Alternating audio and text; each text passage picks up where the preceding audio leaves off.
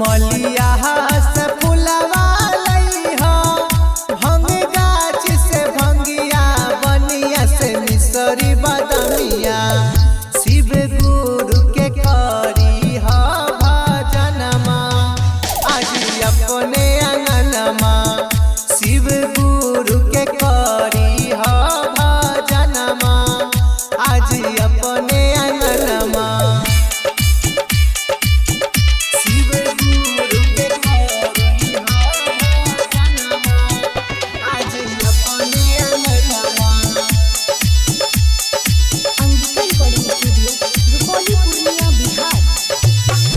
जब हम चर्चा करिए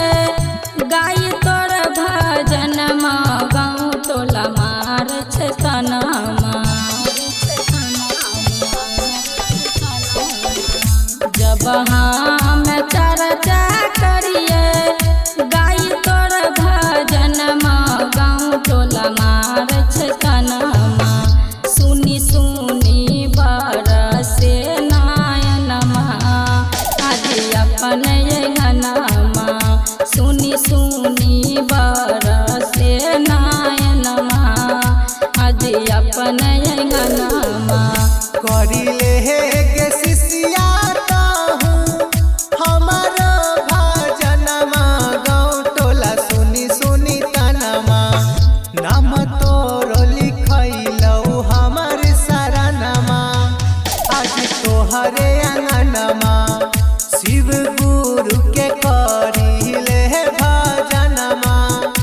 आज अपने अंगनमा शिव गुरु के करिले भजनमा आज अपने अंगनमा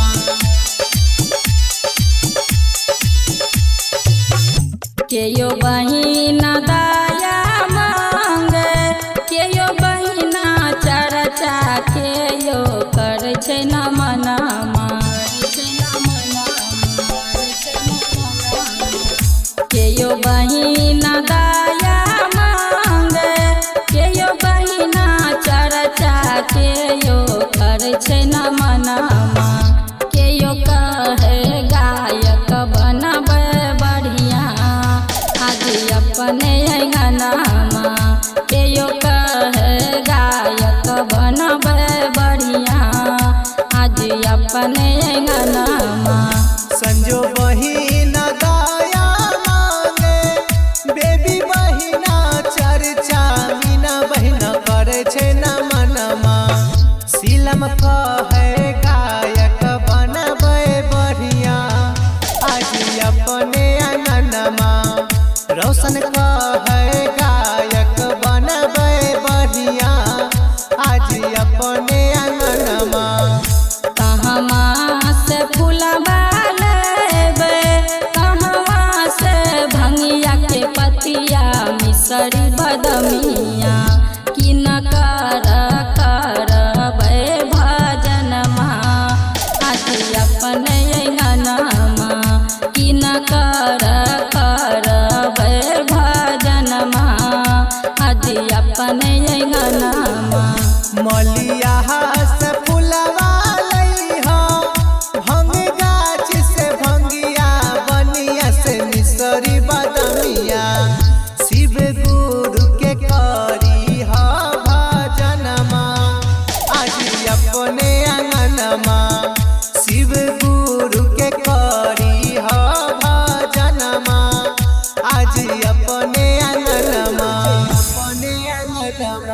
अंगिका रिकॉर्डिंग स्टूडियो रुपौली पूर्णिया बिहार।